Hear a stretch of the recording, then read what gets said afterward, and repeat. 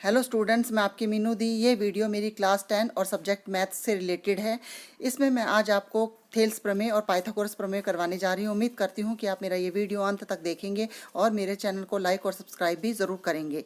Students, मेरी ये आज की वीडियो थेल्स प्रमेय से रिलेटेड है। इसको थेल्स प्रमेय भी कहते हैं या आधारभूत समानुपातिक प्रमेय भी कहते हैं, या यदि किसी त्रिभुज की एक भुजा के समानांतर अन्य दो भुजाओं को भिन्न भिन्न बिंदुओं पर प्रतिच्छेद करने के लिए एक रेखा खींची जाए तो ये अन्य दो भुजाएं एक ही अनुपात में विभाजित होती है। तो इस तरह से हम ये तीन टॉपिक हैं, लेकिन तीन टॉपिक का मतलब एक ही है, एक ही प्रमेय है। आपको तीनों अलग अलग तरीके से आ सकती है और आपको यही प्रमेय करनी है, एक ही प्रमेय करनी है। ठीक है, तो सबसे पहले मैं प्रमेय करवाती हूँ। प्रमेय के लिए सबसे पहले आपको ऐसा चित्र बनाना है, त्रिभुज ABC। इसके बीच में AB के मध्य में काटती हुई DE एक समांतर रेखा खींचनी है। फिर हमने इसको करना है, BE को मिलाना है और CD को मिलाना है। फिर उसके बाद DM और EN को मिलाना है। ये है, हमें दिया है। सबसे पहले हम अगर कोई प्रमेय करते हैं तो सबसे पहले लिखते हैं, दिया है एक त्रिभुज ABC जिसमें भुजा BC के समांतर एक रेखा अन्य दो भुजाओं यानी AB और AC को क्रमशः D और E पर काटती है। हमें सिद्ध क्या करना है? हमें सिद्ध करना है AD अपॉन में DB is equal to AE upon में EC, ये दोनों क्या है? बराबर हैं। रचना, अब हम रचना क्या करेंगे? इसमें हम B और E, B पहले किसको मिलाएंगे? B और E, फिर C और D को मिलाया, फिर DM लंब किस पे खींचा है? AC पर, और EN लंब किस पे खींचा? AB पर खींचा। उत्पत्ति, अब सबसे पहले हम क्या करेंगे? उत्पत्ति में त्रिभुज सबसे पहले हम ऊपर वाला त्रिभुज लेंगे, ADE। कौन सा लेंगे? ADE का क्षेत्रफल। ADE का क्षेत्रफल निकालने के लिए हम क्या लिखते हैं? ADE का क्षेत्रफल बराबर 1/2 आधार गुना ऊंचाई। एरिया, क्षेत्रफल को किस तरह से लिखते हैं? AR ब्रैकेट में त्रिभुज ADE bracket close is equal to 1/2 AD multiply EN। ये तो हमारा हो गया त्रिभुज ADE का क्षेत्रफल। अब निकालेंगे क्षेत्रफल BDE का क्षेत्रफल। एरिया त्रिभुज BDE is bracket close is equal to 1/2 DB आधार गुना ऊंचाई क्या है? EN लेंगे। फिर हमारा तीसरा त्रिभुज बनेगा, त्रिभुज दोबारा से पहले हमने बेस क्या लिया था? AD, फिर दोबारा त्रिभुज लेंगे ADE, इसमें लेंगे बेस AE। क्या लेंगे? AE is equal to 1/2 AE गुना DM। अब अगला लेंगे, फोर्थ त्रिभुज लेंगे, त्रिभुज DEC is equal to 1/2 EC गुना DM। क्या लेंगे? EC गुना DM। हम चार त्रिभुज लेंगे। कितने त्रिभुज लेंगे? 4। पहले एरिया निकालेंगे त्रिभुज ADE का, फिर निकालेंगे एरिया BDE का, फिर एरिया ADE का, लेकिन इस बार इसमें जो आधार होगा AD ना लेके AE लेंगे। फिर निकालेंगे चौथा त्रिभुज DEC का क्षेत्रफल। ये 4 त्रिभुजों का क्षेत्रफल निकाल लेंगे। उसके बाद हम करेंगे इनका एरिया अपॉन में करेंगे।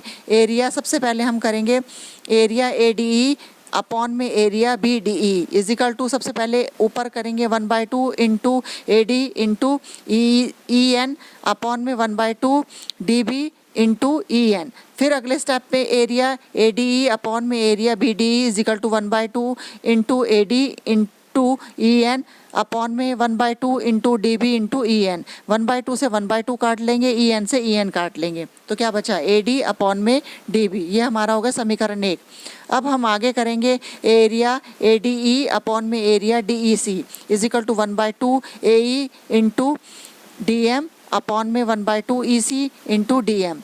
अगले स्टेप पे हम करेंगे एरिया ADE अपॉन में area DEC is equal to 1/2 AE into DM upon में 1/2 EC मल्टीप्लाई DM। 1/2 से 1/2 काटा, DM से DM काटा, ये क्या बचा हमारे पास? AE अपॉन में EC। क्या बचा?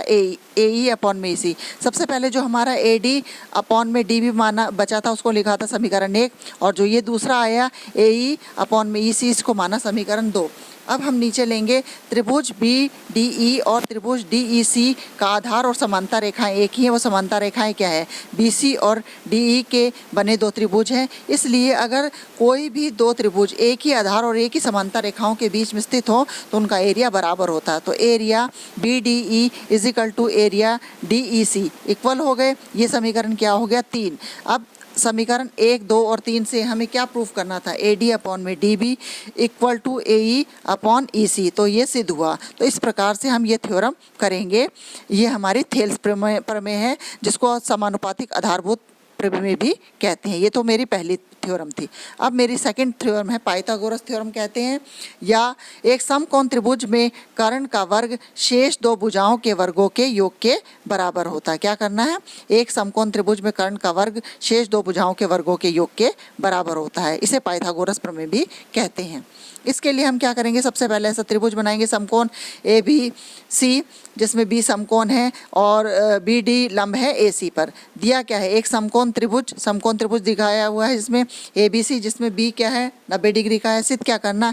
AC की square is equal to AB square plus BC square. रचना क्या करना? हमने BD लंब किस पे खींचा? AC पर खींचा। अब हम क्या करेंगे? त्रिभुज लेंगे ऊपर वाला। त्रिभुज ऊपर वाला क्या है? AB हमारा क्या है? DB, जिसको ABD भी लिख सकते हैं या ADB भी लिख सकते हैं। ये क्या समरूप है त्रिभुज ABC के? हम क्या करेंगे? AD अपॉन में AB is equal to AB upon में AC। भुजाएं क्या, जो अगर दो त्रिभुज समरूप हो तो उनकी भुजाएं क्या होती है? समानुपाती होती है। AD से मल्टीप्लाई किसको करेंगे? AC से, is equal to AB multiply AB। अगले स्टेप पे AD multiply AC is equal to AB दो बारी है तो AB की स्क्वायर। समीकरण 1 हो गया। फिर पहले हमने क्या लिया था? ऊपर वाला त्रिभुज ADB और त्रिभुज ABC। अब हम नीचे वाला लेंगे त्रिभुज BDC और पूरा त्रिभुज ABC। ये दोनों भी समरूप त्रिभुज हैं, तो इसलिए होगा CD अपॉन में BC is equal to BC upon में AC। भुजाएं क्या हैं? समानुपाती हैं। अभी मैंने आपको बताया था कि दो त्रिभुज समरूप होते हैं तो उनकी भुजाएं क्या होती है? समानुपाती होती है। अब कैसे करेंगे? CD multiply AC is equal to BC multiply BC। नीचे करेंगे CD multiply AC is equal to BC दो बारी है तो क्या है? BC की स्क्वायर। ये समीकरण क्या हो गया? 2 हो गया। अब समीकरण हमारा 1 और 2 को जोड़ने से आगे वाला और पीछे से पीछे वाला जोड़ेंगे। AD मल्टीप्लाई AC जो पहले का समीकरण में आया था plus CD multiply AC is equal to AB square plus BC square. AC को हम दोनों में AC कॉमन है, AC को बाहर ले लिया। ब्रैकेट में आया AD plus CD bracket close is equal to AB square plus BC square. AD plus CD क्या होता है? AC होता है, यानी AC multiply AC is equal to AB square plus BC square.